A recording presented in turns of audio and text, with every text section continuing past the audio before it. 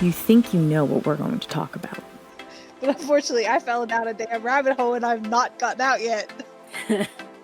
Knife bros. I literally Googled Sebastian Stan hands. But just when you least expect it, we changed the game.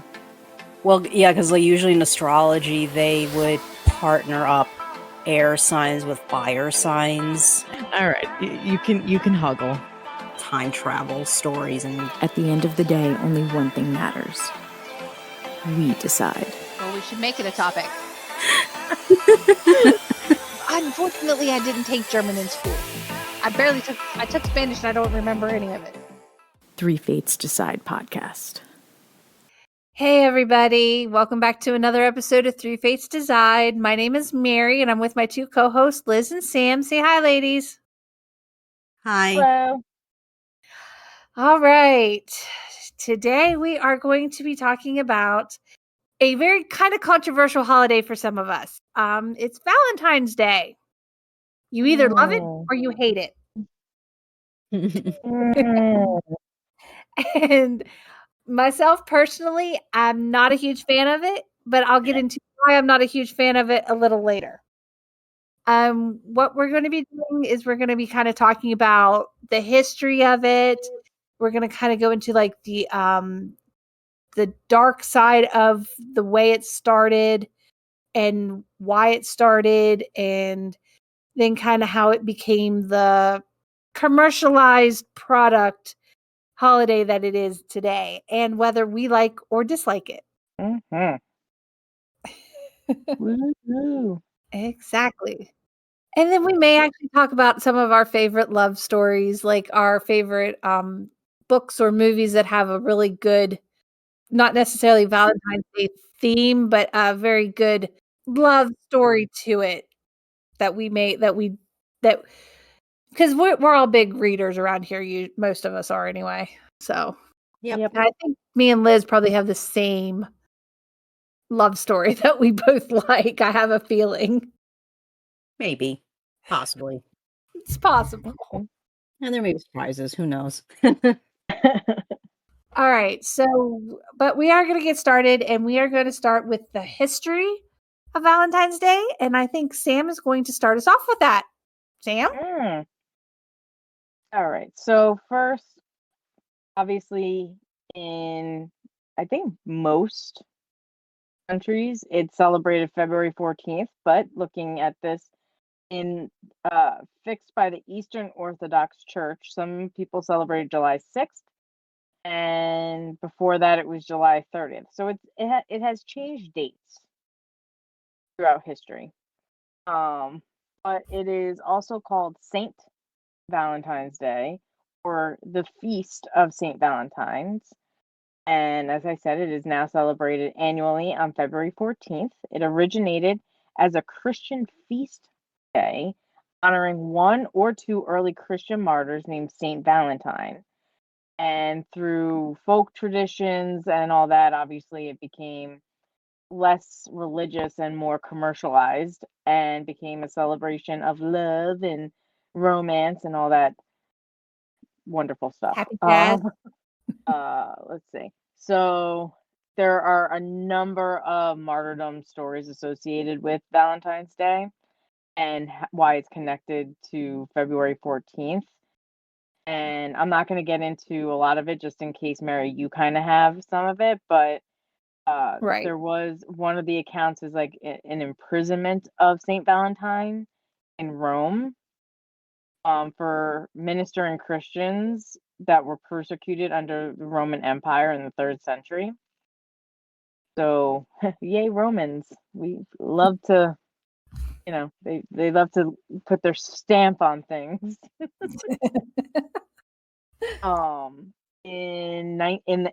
An 18th century embellishment of that legend claims that he wrote the jailer's daughter a letter signed "Your Valentine" as a farewell before his execution, and that's why they consider it about like love. So it's yeah. Another edition basically says that Saint Valentine performed weddings for Christian soldiers who were forbidden to marry. So that's where the kind of the love stuff comes in. Obviously there's all different traditions and legends. I'm not going to go into really too much of anything, but European folk traditions, let's see, became marginalized with the modern Anglo-American customs that basically, the hearts and the red and the lovey-dovey stuff. So really, the U.S. has kind of turned it more into like the commercial aspect. We just ruin everything. So yeah, And we can get away with saying that because all three of us are American. Yeah, exactly. So And we can now totally it's say pretty that. much either, as Mary, you said, you either love it or you hate it. I think the people that love it are more people who, actually get to celebrate it. And I like to just call it Happy Singles Day Yes. for all of us single people who get no love. Right. The end. Yeah. For me, the reason I dislike the holiday as much as I do is more to do with the fact that it's almost seems like it takes away the fact that you need to show that you love your significant other, your friends and your family daily. It's almost saying it's almost as if saying I love you on Valentine's Day is the only day you have to say or show that you love somebody. And that's good, Very supposed to be cliche. good for yes, and that's supposed to be good for an entire year. And I'm one of the people that I've always wanted to show that I love people daily. I don't want to be just told one day a year that you love me. Tell me that you love me every day. Show me that you love me every day. Do something that I'll appreciate every day. It doesn't have to be anything fancy. I don't need flowers. I don't need candy. Don't get me wrong. I love that stuff. I'm a girl, but I don't need that every single day. I don't need that on just one day a year either. I mean, surprise me with getting me my favorite meal. Or, I like Reese cups, and you're at the store and you see Reese cups and you buy me a Reese cup. That tells me that you love me more so than buying me a dozen roses and a box of chocolates one day a year. Yeah. Yeah. Yep. I'm with you. And the fact that I've mostly been single on Valentine's Day for most of my life is another reason why I dislike it, but that's neither here nor there because now I'm single by choice. I'm single by choice. But I have the best Valentine's present that I will ever have, and that's my daughter. So Aww. even though she wasn't born on Valentine's Day, she was born 3 days after Easter, but she's still the best Valentine's Day present I'll ever have. Aww. That's cute. But I make sure to tell her every day, multiple times a day, that I love her. I make sure that I give her hugs, I give her kisses, and I tell her I love her every single day, and I show that I love her every single day because I don't want her to think that you only show your love once a year. Right. No, I 100% agree with you. It is definitely something that, I mean, listen, I grew up where, like the men in my family never told you, like my dad or anything Mhm, like that, never didn't really mhm, say the words I love you to me, but I never mhm, questioned love because they showed, like he showed me how much he loved me. My grandfathers, it was the same way. They never told me, but they showed me. Like I always knew that they did. And my brother's the same way. I think my brother has told me he loved me like once in my entire life, but I know he does. So it's like right, the fact that like you have to have this random holiday just so that you can tell somebody that you love them or show them that you love them. As you said, it's that point. Like it makes no sense. Like shouldn't you be doing that anyway?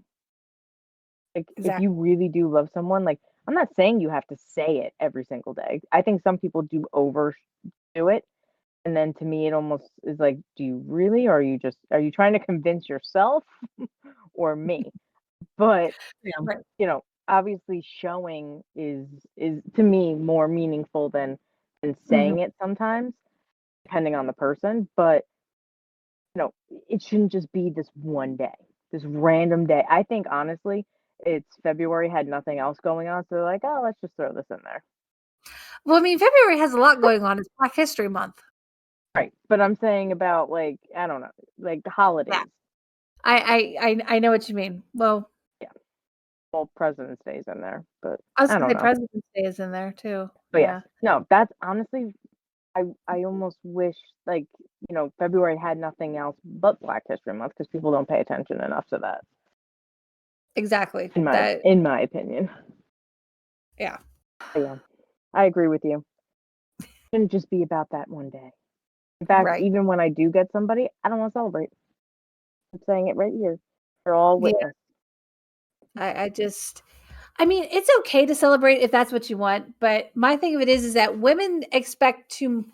Also, I think women expect way too much on Valentine's Day. It seems like they expect their boyfriends, husbands, fiancés, whatever, to go all out on these days, and it's just not worth it.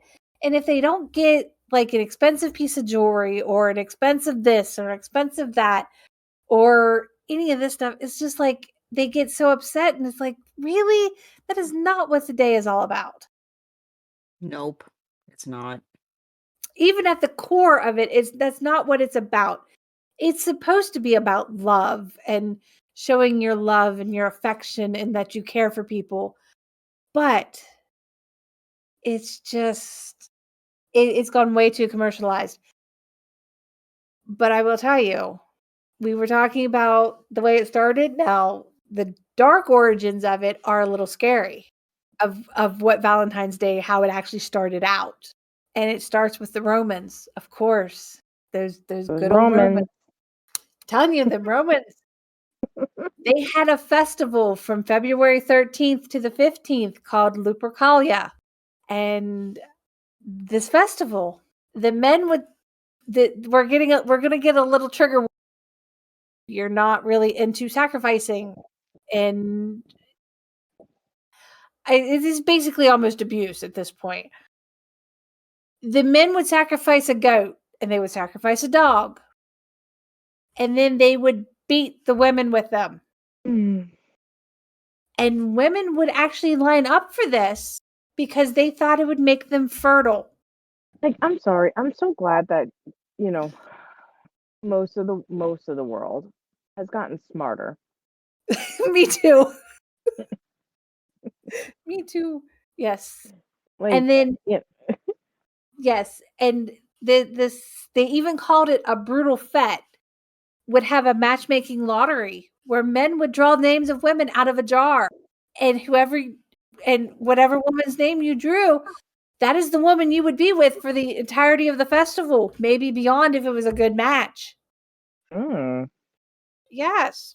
Okay, I mean, that's almost like part lottery, part blind date setup kind of it's Yeah. thing. like speed dating, but it's, Yeah. elongated. Mhm. Which, okay, for a Roman thing is not as terrible as it could have been, you know? Not as terrible, no. But the way it got kind of mixed into the Christian way, besides what you were saying, is in the 5th century there was Pope Galatius the First.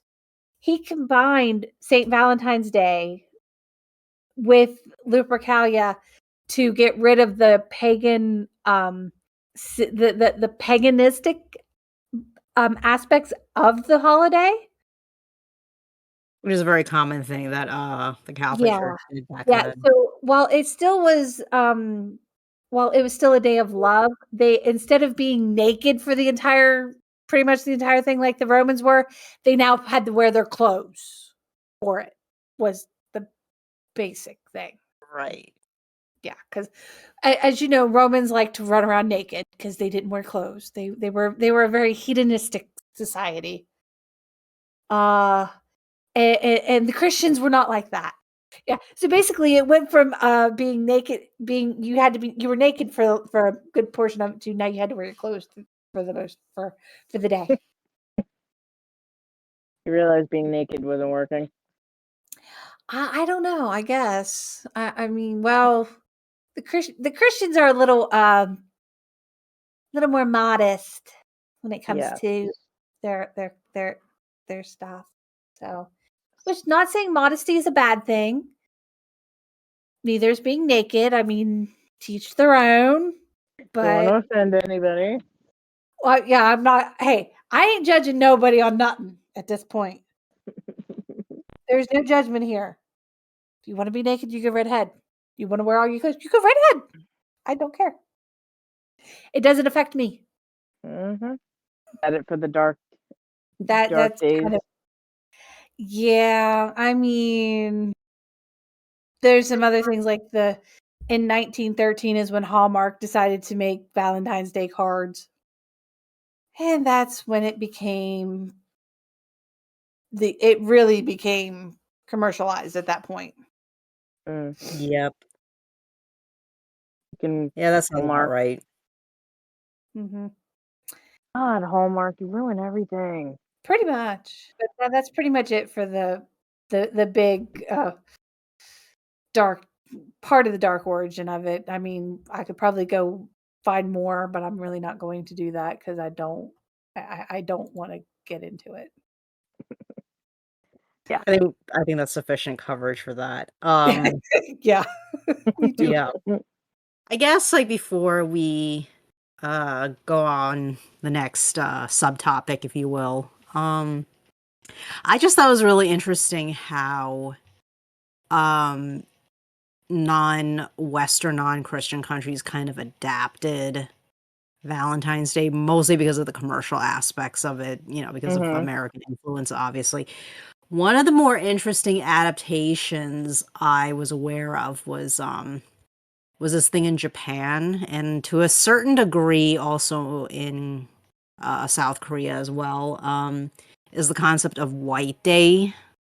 So basically, for those of you who aren't familiar with the concept, basically the idea is that Valentine's Day, the actual Valentine's Day on February 14th, that is when women, regardless of whether you're married, you're single, you're an actual grown-up woman, or you're a teenage girl, it's supposed to be the day where you give guys in your life chocolates and candy and presents and stuff like that. Sometimes it is just to show, people like the guys in your life that you care about them. And of course, whether you're talking about in live action drama or manga, it's also a convenient trope for a girl to admit she has a crush on a guy and do the love confession thing.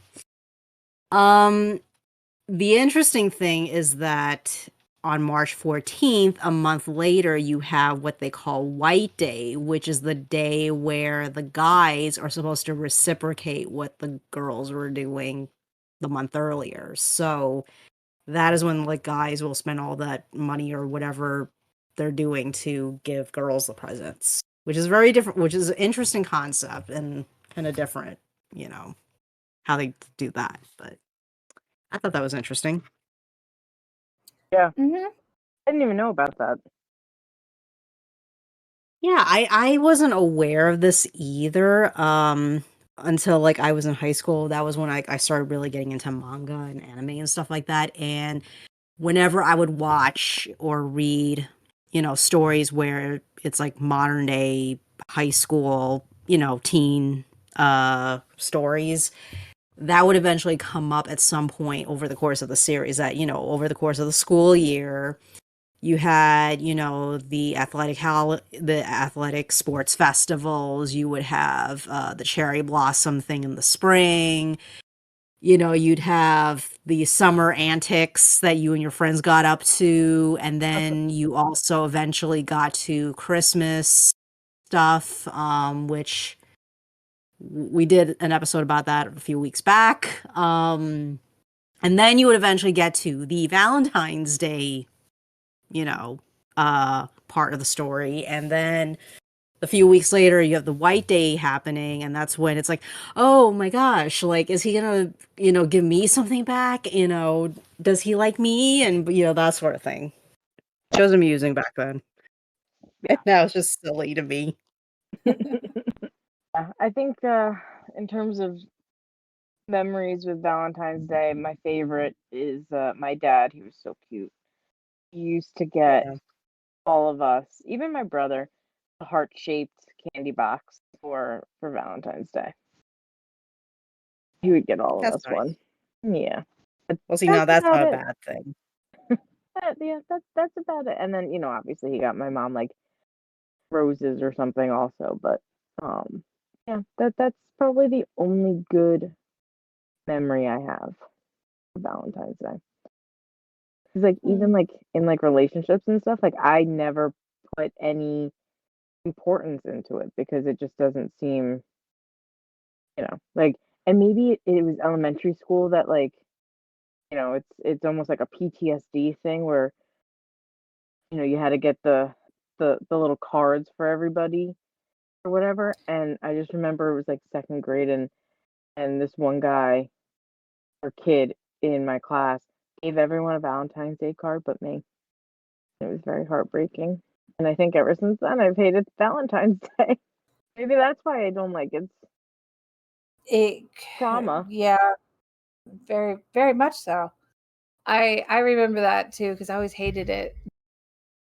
I always being picked on all the time. You just kind of really hated that type. You just hate that anything where it requires you to be front and center, I guess. Because we had a thing in our school where you could buy a flower for somebody and it would be delivered during class. Obviously, I never got one. Like in Mean Girls with the candy canes. Yeah, kind of.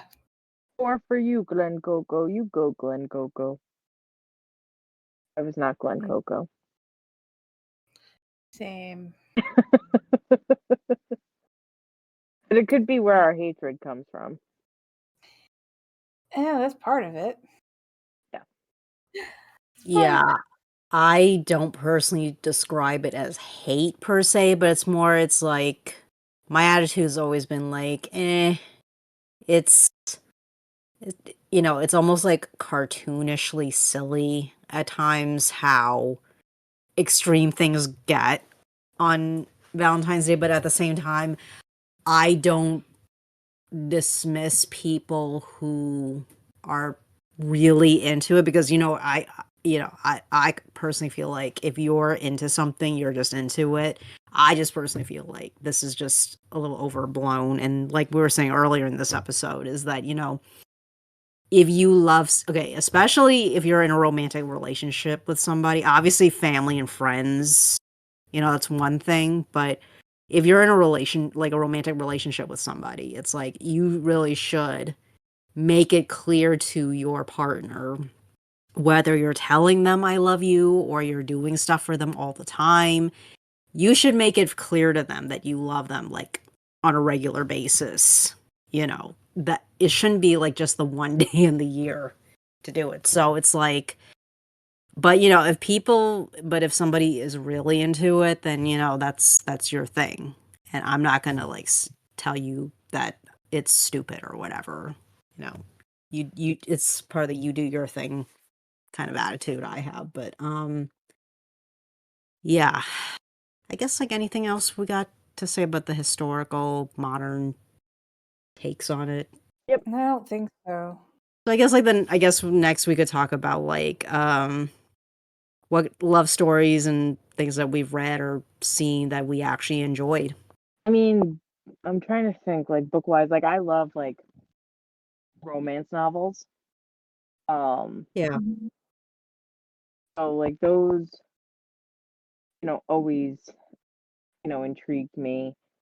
And I mean, the problem is that obviously, like, love stories and things like that, especially like romance novels, and they're not realistic.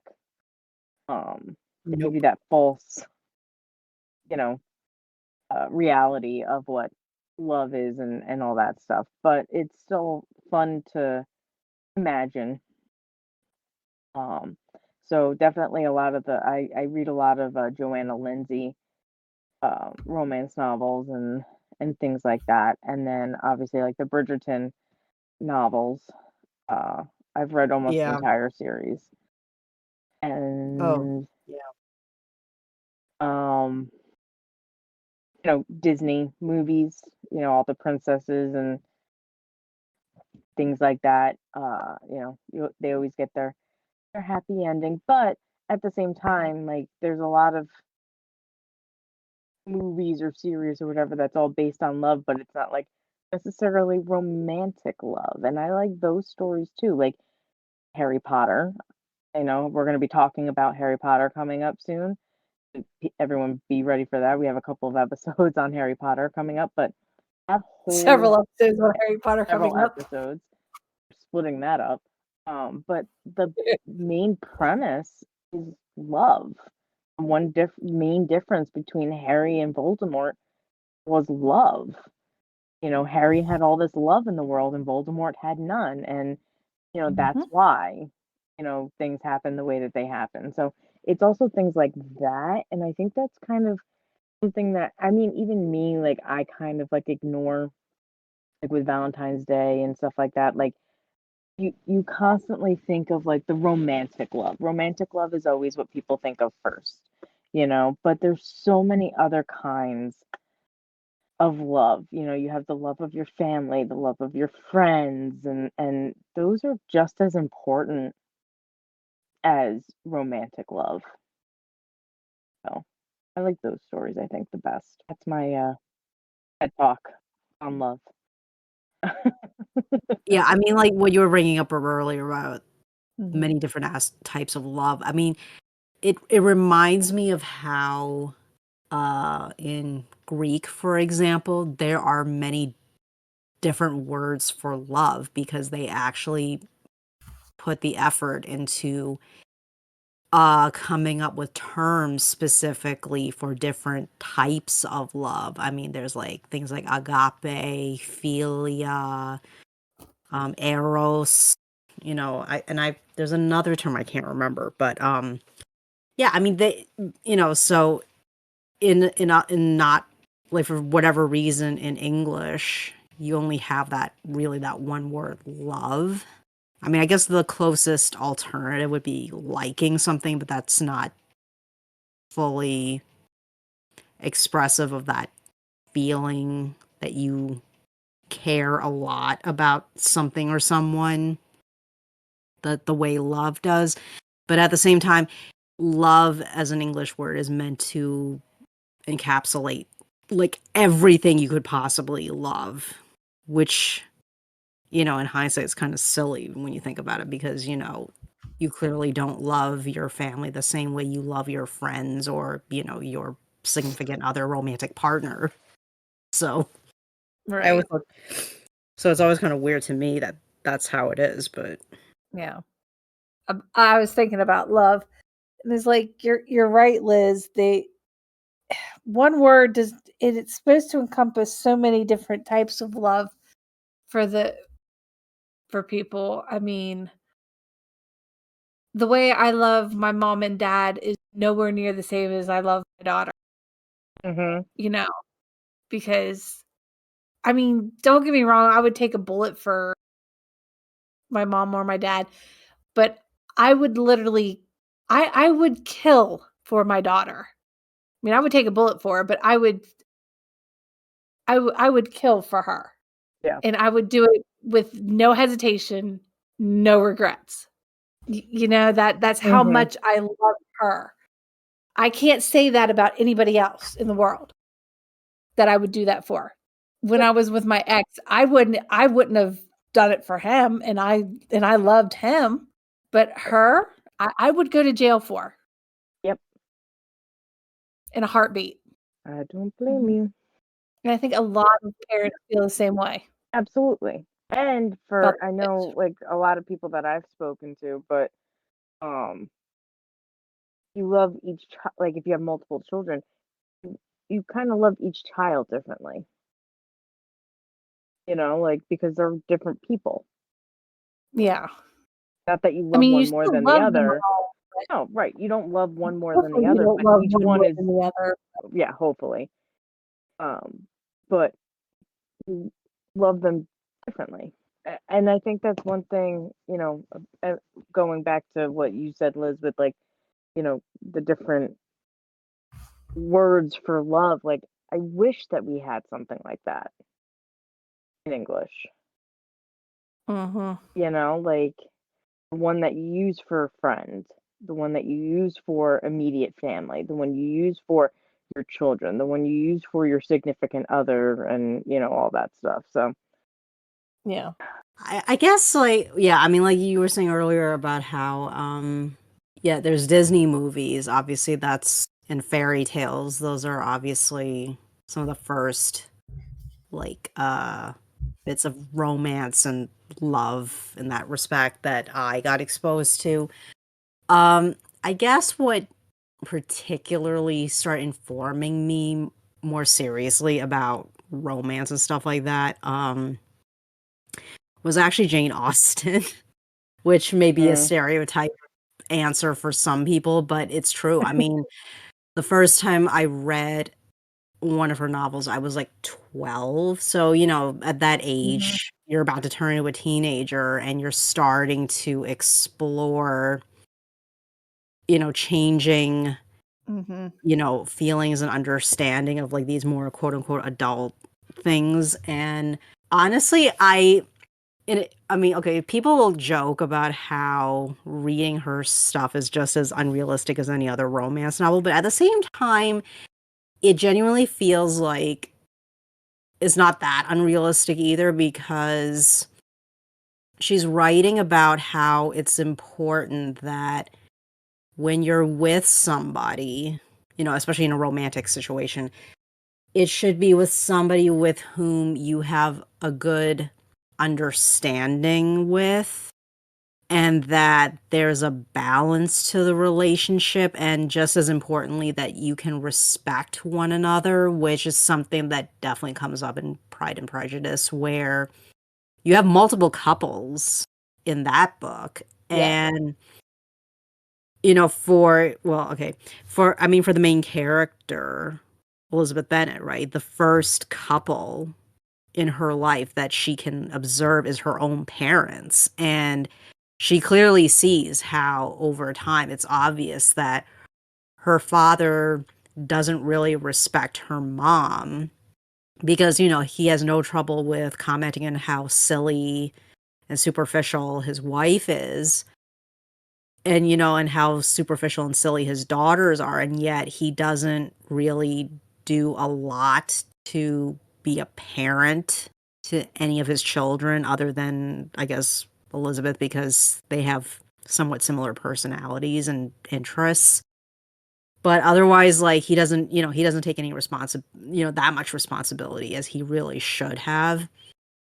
And, so it's like just that alone already teaches her and also by extension us as the readers, hey, if you had to end up with somebody in theory like for the rest of your life together, it's like, can you honestly picture yourself dealing with a partner who either is too silly in your mind or a partner who doesn't respect you in any way? I mean, things like that.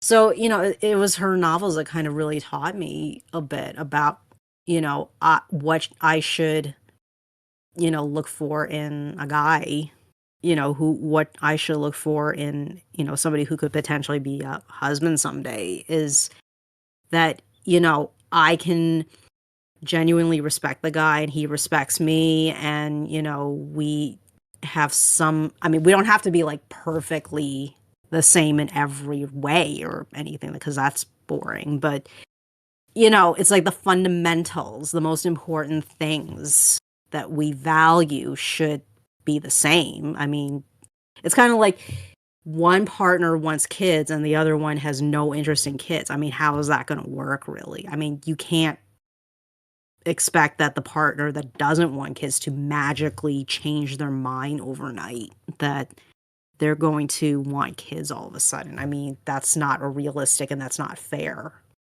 things like that. And actually, Sam mentioned earlier about the Bridgerton series. I'm a big fan of Julia Quinn. She's like one of my favorite, like more modern romance writers.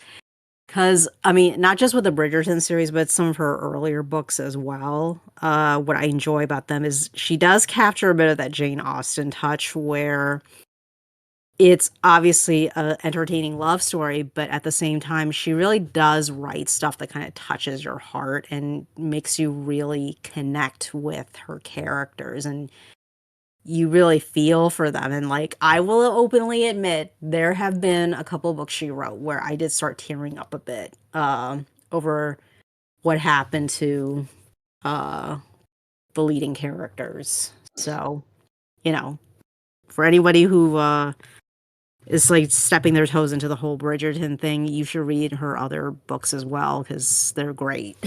I think that just about covers the main love stories that I'm into or that I particularly enjoyed. I don't know. I've never been a big romance novel fan.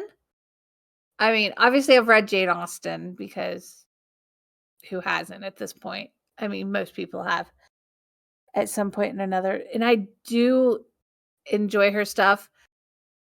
Although I think mine, I don't know. I'm just weird. I'm weird when it comes to books. Never been a big romance novel fan. I'm trying to read the Bridgerton novels, and I've like maybe gotten a quarter of the way through the first one. No, I mean, that's fine. Because, I mean, not everybody likes romance novels. I mean, Right. It's an acquired taste. Because I never used to want to read them because I was like, oh, it's a bunch of, smut and, whatever, which is basically what fan fiction is. But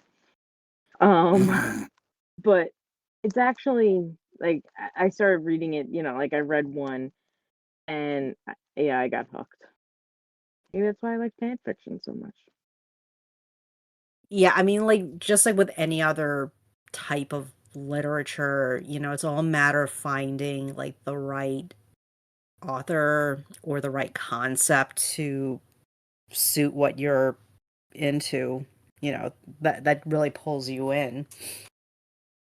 Yeah, I mean, sorry to divert back, but what really started getting me into like I too was very skeptical of romance novels. Like I didn't really start getting into them until like college. I had tried reading like some Danielle Steele before, like like when they would do like the made for TV movies back in like the 90s. But like they didn't quite.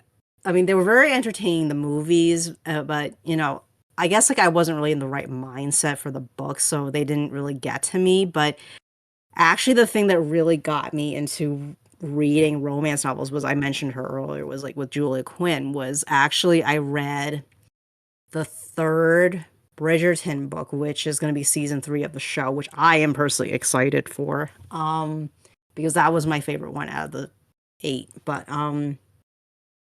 I read that book first, and I was like hooked because I enjoyed the humor actually in her stories. I mean, you kind of get some of the humor in the show. I mean, you do, but I kind of feel like it was actually funnier in the actual book.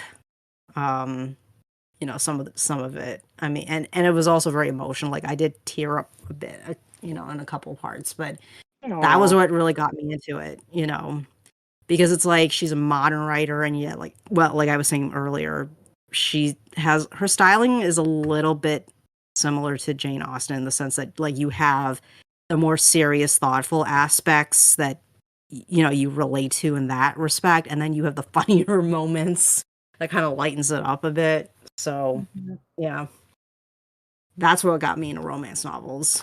The right author. Yeah, that's all it takes. Okay, so before we close out, as usual, we have an email address where you can send us questions, comments, criticisms on how to improve our show. You can email us at threefatesdecide@gmail.com. It's the title of our podcast, all in one word, and the 3 is spelt out.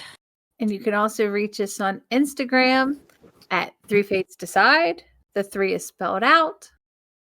And feel free to send us DMs. Let us know what you think. We love feedback. Thanks for listening, everyone. Catch us next time. And see what we're going to talk about. Because the 3 Fates decide.